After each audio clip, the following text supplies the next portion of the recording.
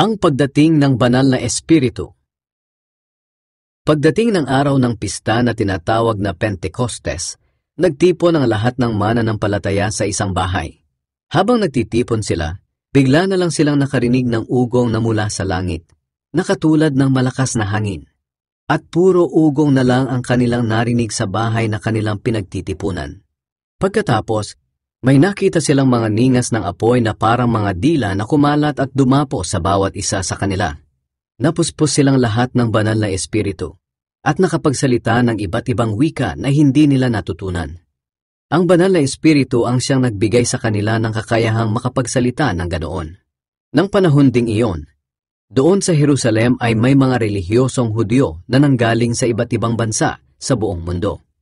Pagkarinig nila sa ugong na iyon, nagmadali silang pumunta sa pinagtitipunan ng mga mananampalataya. Namangha sila dahil narinig nilang sinasalita ng mga mananampalataya ang kani-kanilang wika. Sinabi nila, "Aba, hindi ba't mga taga-Galilea silang lahat? Bakit sila nakakapagsalita ng sarili nating wika? Ang iba sa atin ay taga-Partia, Media at Elam. Mayroon ding mga taga-Mesopotamia, Judea, Cappadocia, Pontus at Asia. Ang iba ay taga-Phrygia, Pamphylia, Ehipto at mula sa mga lugar na sakop ng Libya na malapit sa Cyrene.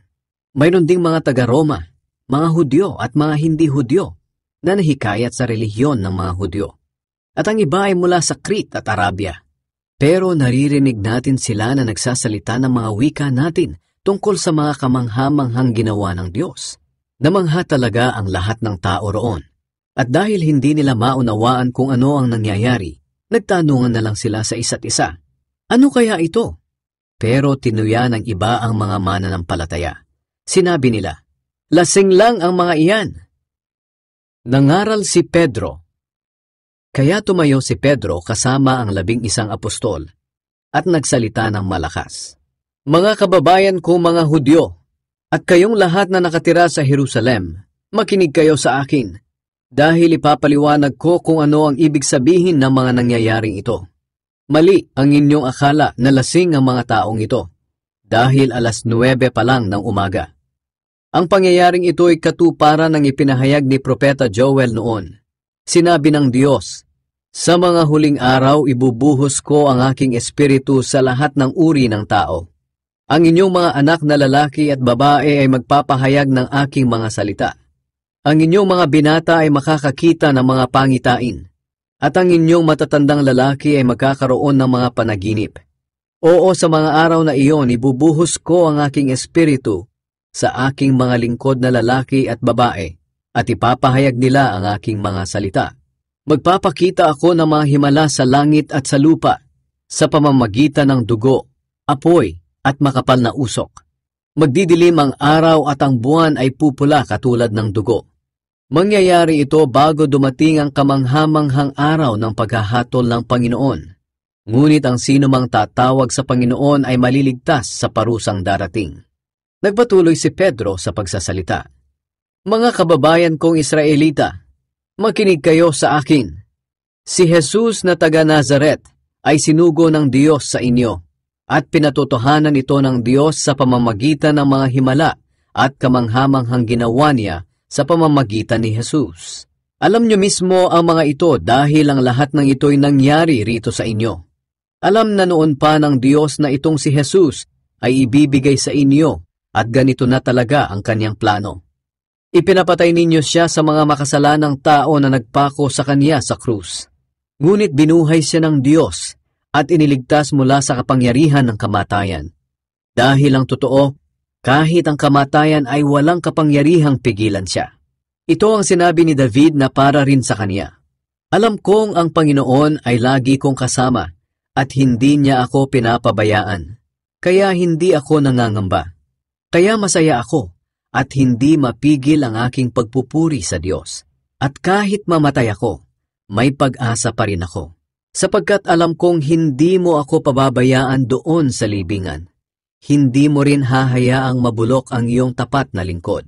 Itinuro mo sa akin ang daan patungo sa buhay, at dahil sa palagi kitang kasama, masayang-masaya ako. Mga kababayan, Malinaw na hindi tinutukoy ni David ang kanyang sarili.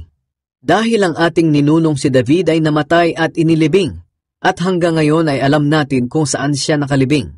Si David ay propeta at alam niya na nangako ang Diyos sa kanya, na ang isa sa kanyang mga lahi ay magmamana ng kanyang kaharian. At dahil alam ni David kung ano ang gagawin ng Diyos, nagsalita siya tungkol sa muling pagkabuhay ni Kristo, na hindi siya pinabayaan sa libingan at hindi nabulok ang kanyang katawan. Ang kanyang tinutukoy ay walang iba kundi si Jesus, na muling binuhay ng Diyos, at kaming lahat ay saksi na muli siyang nabuhay. Itinaas siya sa kanan ng Diyos, at ibinigay sa kanya ng Ama ang banal na Espiritong ipinangako sa kanya. Ang banal na Espiritong ito ay ipinadala naman ni Jesus sa amin, at ang kanyang kapangyarihan ang siyang nakikita ninyo at naririnig ngayon. Hindi si David ang itinaas sa langit, pero sinabi niya, "Nagsalita ang Panginoon sa aking Panginoon, umupo ka rito sa kanan ko, hanggang sa mapasuko ko sa iyo ang iyong mga kaaway." Kaya dapat talagang malaman ng lahat ng Israelita na itong si Jesus na ipinako niyo sa krus, ang siyang pinili ng Diyos na maging Panginoon at Kristo. Nang marinig iyon ng mga tao, tumagos ito sa kanilang puso. Kaya nagtanong sila kay Pedro at sa kanyang kasamang mga apostol, "Mga kapatid, ano ang dapat naming gawin?" Sumagot si Pedro sa kanila, "Magsisi ang bawat isa sa inyong mga kasalanan at magpabautismo sa pangalan ni Hesukristo, at mapapatawad ang inyong mga kasalanan at matatanggap ninyo ang regalo ng Diyos na walang iba kundi ang banal na Espiritu. Sapagkat ang banal na Espiritong ito ay ipinangako para sa inyo, at sa inyong mga anak, at sa lahat ng taong nasa malayo, sa lahat ng tatawagin ng Panginoon nating Diyos na magsisilapit sa Kanya." Marami pang ipinahayag si Pedro para patunayan sa kanila ang kanyang sinabi, at hiniling niya sa kanila, "Iligtas ninyo ang inyong sarili sa masamang henerasyong ito." Marami ang naniwala sa kanyang mensahe at nagpabautismo agad sila. Nang araw na iyon, mga 3,000 tao ang nadagdag sa mga mananampalataya. Naging masigasig sila sa pag-aaral ng mga itinuturo ng mga apostol, sa pagtitipon bilang magkakapatid, sa paghahati-hati ng tinapay, at sa pananalangin. Ang pamumuhay ng mga mananampalataya. Maraming himala at kamanghamanghang ginawa ang Diyos sa pamamagitan ng mga apostol, kaya namuhay ang mga tao ng may paggalang at takot sa Diyos. Maganda ang pagsasamahan ng mga mananampalataya at pinag-isa nila ang kanilang mga ari-arian para makabahagi ang lahat. Ipinagbili nila ang kanilang mga lupa at mga ari-arian, at ang pera'y ipinamahagi nila sa kanilang mga kasama, ayon sa pangangailangan ng bawat isa. Araw-araw, nagtitipon sila sa templo at naghahati-hati ng tinapay sa kanilang mga bahay. Lubos ang kagalakan nila sa kanilang pakikibahagi sa pagkain, at palagi silang nagpupuri sa Diyos. Nagustuhan sila ng lahat ng tao. Araw-araw ay idinaragdag sa kanila ng Panginoon ang mga taong kaniyang inililigtas.